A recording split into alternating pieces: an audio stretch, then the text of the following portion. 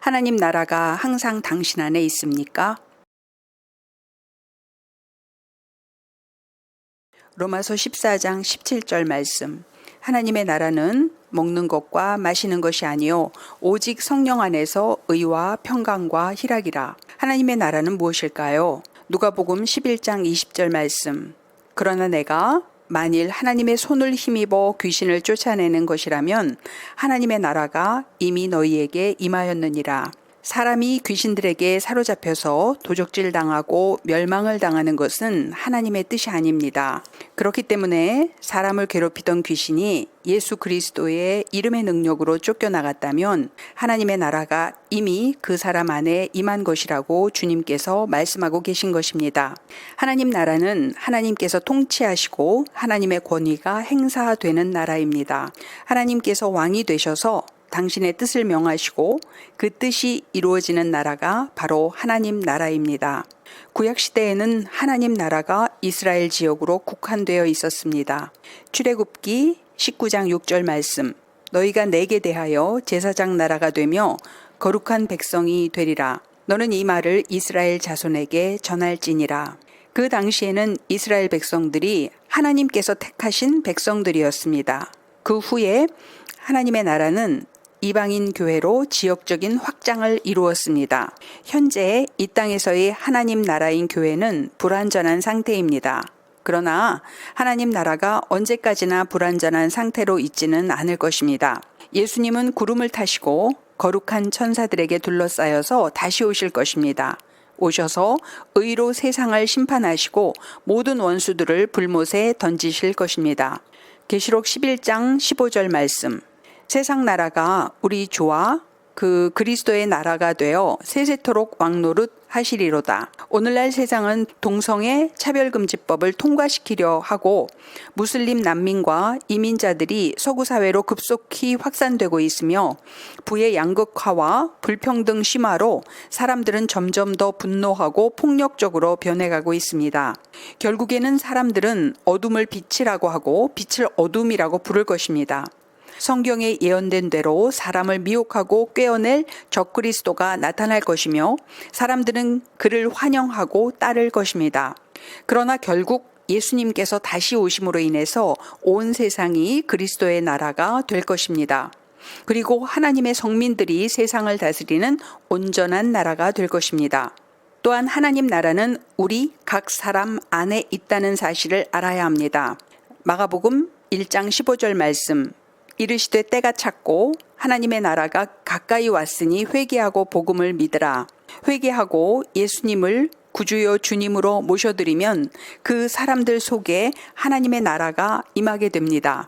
참된 믿음을 지닌 사람들의 마음속이 곧 하나님의 나라가 되는 것입니다.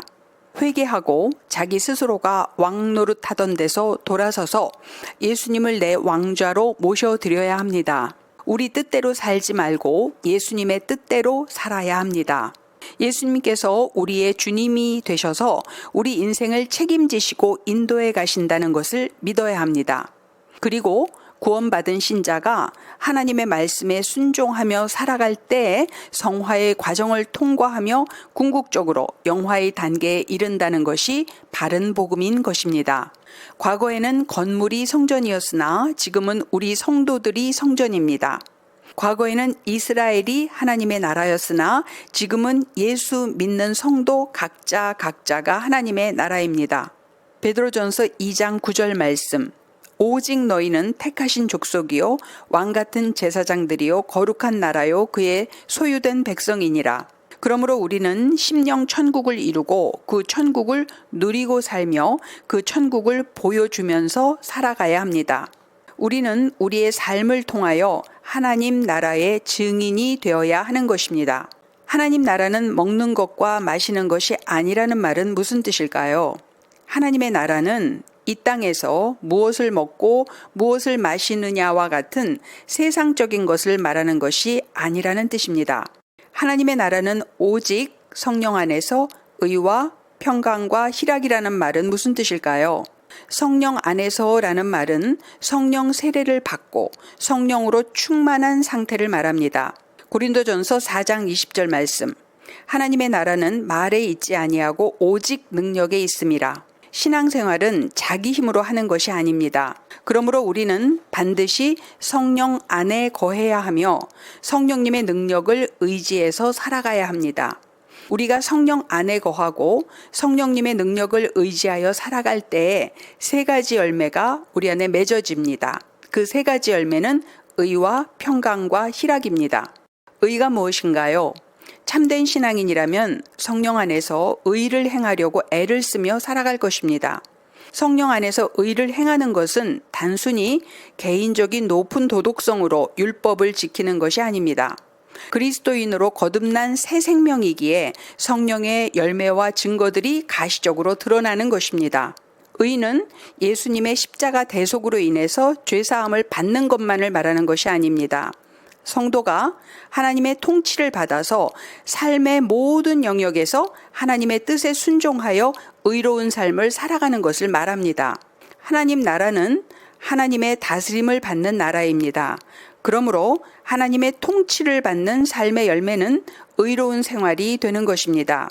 참된 신앙생활은 성령 안에서 의를 행하는 삶입니다. 성령님께서 우리 안에 거하시는 이유는 우리가 하나님의 말씀대로 살도록 교훈하시고 인도하시기 위해서입니다. 에스겔서 36장 27절 말씀. 또 내 신을 너희 속에 두어 너희로 내 율례를 행하게 하리니 너희가 내 규례를 지켜 행할지라. 거듭난 크리스천은 성령님의 도우심으로 의를 행하며 살아가게 됩니다. 마태복음 5장 20절 말씀. 내가 너희에게 이르노니 너의 의가 서기관과 바리새인보다 더 낫지 못하면 결단코 천국에 들어가지 못하리라. 서기관과 바리새인들은 자기들의 열심과 자기 의로 행하는 종교적인 규정들은 열심히 지켰습니다. 그러나 성령 안에서의 의를 행하지는 않았습니다. 그들은 종교인에 불과했습니다.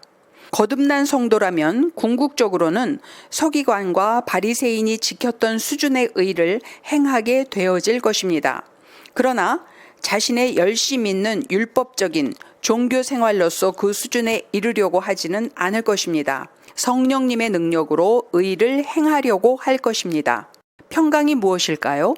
거듭난 참된 그리스도인은 성령 안에서 평강을 누리게 됩니다. 성령님의 인도하심을 받고 사는 성도라면 의와 평강은 인과관계와 같이 연결이 되어 있습니다. 이사야서 48장 22절 말씀. 여호와께서 말씀하시되 악인에게는 평강이 없다 하셨느니라. 평강이 없는 것은 마음이 지옥과도 같은 것입니다. 평강을 누리는 것은 심령 천국이 되는 것입니다. 예수님께서 부활하신 후에 제자들에게 처음으로 하신 말씀이 평안하뇨 였습니다. 예수님께서 가장 먼저 그렇게 질문하셨다는 것은 마음의 평안이 그만큼 중요하기 때문인 것입니다. 빌립보서 4장 6절로 7절 말씀. 아무것도 염려하지 말고 다만 모든 일에 기도와 간구로 너희 구할 것을 감사함으로 아뢰라. 그리하면 모든 지각에 뛰어난 하나님의 평강이 그리스도 예수 안에서 너희 마음과 생각을 지키시리라. 우리는 우리가 하나님께 올려드린 기도가 응답되는 것이 급하고 중요하다고 생각합니다. 그러나 하나님의 뜻에 맞는 기도라면 기도 응답은 하나님께서 보시기에 가장 적합한 때에 하나님께서 이루어 주실 것입니다. 하지만 기도한 내용이 응답되는 것보다도 더 중요한 것은 기도한 성도의 심령이 성령 안에서 평강을 이루는 것이라고 주님은 말씀하십니다. 왜냐하면 성령 안에서 평강을 누리고 있는 심령 상태에서는 어떠한 원수의 공격이나 방해도 있을 수가 없기 때문입니다. 그 상태는 오직 주님의 일만이 순적하게 진행되어질 수 있는 상태이기 때문입니다. 희락은 무엇인가요? 사람들은 희락을 추구합니다.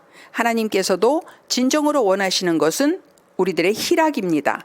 하나님은 사랑이시기 때문입니다. 신명기 10장 12절로 13절 말씀. 이스라엘아, 내 하나님 여호와께서 내게 요구하시는 것이 무엇이냐? 곧 내 하나님 여호와를 경외하며 그 모든 도를 행하고 그를 사랑하며 마음을 다하고 성품을 다하여 내 하나님 여호와를 섬기고 내가 오늘날 내 행복을 위하여 내게 명하는 여호와의 명령과 규례를 지킬 것이 아니냐? 인간의 희락은 하나님을 사랑하고 경외하여 하나님의 모든 도를 행하고 그분의 말씀에 순종하느냐 안 하느냐에 달려 있다고 하나님께서 말씀하십니다. 하나님께서는 우리를 굴종시키실 목적에서 하나님의 뜻을 따르라고 하시는 것이 아닙니다. 오히려 우리가 희락을 누리도록 하기 위해서 우리가 하나님의 뜻을 따르고 순종하기를 원하시는 것입니다.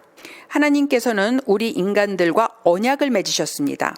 하나님 말씀에 순종하면 축복을 받고 불순종하면 저주를 받는 것이 하나님과 우리 인간 사이에 맺은 영원 불변한 소금 언약입니다. 그러므로 하나님 말씀에 순종하는 삶을 사는 것은 우리 인간이 가장 축복된 삶을 사는 길인 것입니다. 거듭난 성도는 하나님의 거룩을 닮아가게 되어 있습니다. 하나님의 거룩을 추구하는 가운데에서 진정한 희락을 느끼게 됩니다. 우리가 성령 안에서 의를 이룸으로써 평안한 심령을 유지하고 그래서 희락이 넘치는 심령 천국을 이루고 살면 현재의 삶이 어떠하더라도 점차 천국으로 변화되어져 갈 것입니다. 그러나 마음이 지옥이 되면 현실이 현재 어떠하더라도 점차 지옥으로 변해져 갈 것입니다. 성령 안에서 의와 평강과 희락이 우리 안에 가득한 상태는 우리가 성령 충만한 상태입니다. 그러나 우리 안에 염려와 두려움과 슬픔이 가득한 상태는 성령님께서 우리 자아와 죄의 힘에 의해서 위축되어 계신 상태인 것입니다. 하나님께서는 성령 안에서 의와 평강과 희락이 넘치는 성도들을 기뻐하십니다. 이런 성도들이 복음을 전하면 전도가 잘 되는 것입니다. 불신자들은 천국 지옥을 믿지 않기 때문에 아무리 예수 천당 불신 지옥을 외쳐도 끄떡도 하지 않습니다. 우리는 단순히 예수 믿고 천국 가자고 말할 것이 아니라 불신자들에게 천국이 얼마나 좋은가를 우리가 성령 안에서 누리는 의와 평강과 희락을 통해서 보여주어야 합니다. 그래야 불신자들이 마음을 열고 천국 복음을 받아들이게 될 것입니다. 제가 과거에 전도했던 집사님이 계신데 그분이 나중에 간증을 하시는데 제가 전하는 복음의 말 때문에 예수를 믿게 된 것이 아니라 제가 늘 웃고 다니는 것을 보고 예수를 믿게 됐다는 말을 하시더라고요. 요즘에는 제가 하나님 앞에서 자중하느라고 또 겸비하느라고 표정이 진지해지기도 하지만 염세적이거나 자책감으로 표정이 어두운 것은 안 좋은 것 같습니다. 우리 모두는 형식적인 종교인이 되지 말고 거듭난 그리스도인이 되어서 세상 사람들에게 하나님의 나라를 행동과 표정과 실제적인 삶으로 보여줌으로써 천국 복음을 힘있게 전파하시는 저와 여러분들이 되시길 바랍니다. 하나님 감사합니다.